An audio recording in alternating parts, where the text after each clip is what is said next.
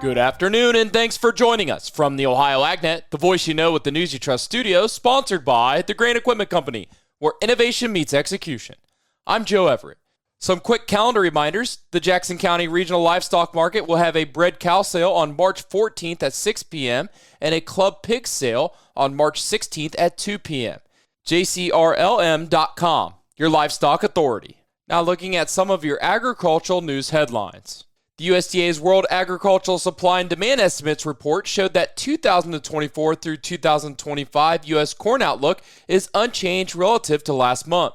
The big news in the corn market is the major global trade changes in the 2024 through 25, which includes reduced corn exports for Brazil and South Africa. The season average corn price received by U.S. producers is unchanged at $4.35 per bushel.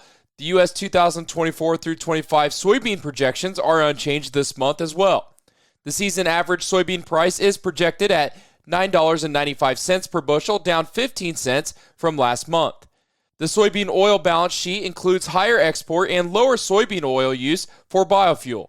The 2024 through 2025 wheat outlook calls for larger supplies, unchanged domestic use, lower exports, and higher ending stocks. Supplies are raised on increased imports, up 10 million bushels to 140 million at a continued robust pace. The season average farm price dropped 5 cents a bushel from last month to $5.50. Now let's hear from Joel Panorwood on protecting your nitrogen investment. Our guest is Dr. Zach Ogles, Manager of Agronomy at Descender Curley. Zach, let's talk about your products, Thiosol and KTS. How do those help farmers? In addition to sulfur nutrition, our products help to protect the nitrogen investment that a grower makes. For example, UAN32 combined with Thiosol or KTS, our products act as a nitrification inhibitor, reducing the amount of nitrate leaching as well as losses through denitrification. So it really helps on multiple fronts for the grower. Ask your local ag retailer for Thiosol or KTS. Thanks, Joel, for the update.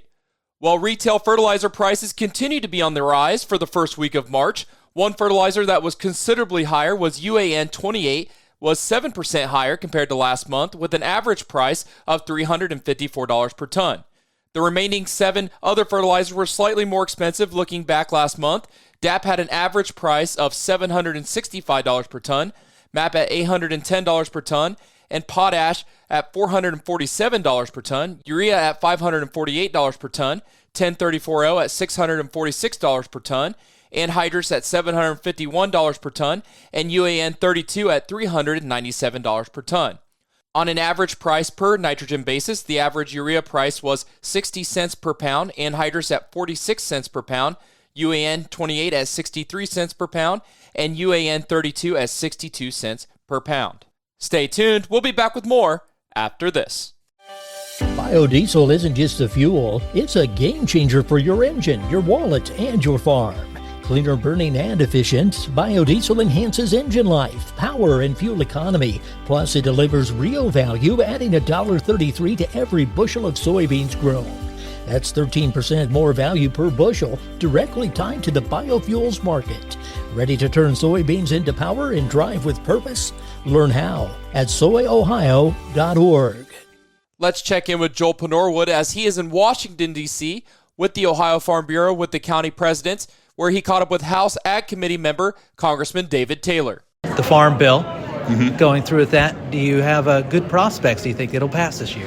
Absolutely. We've been working hard on it, and Chairman Thompson and we've convened several meetings and worked very hard. We've got a good pedestal to start from the marked up bill from last year, and if we can maybe tweak that and make it even a little bit better, that'd be great. But I think if we even got the existing one across the line, most folks would be happy.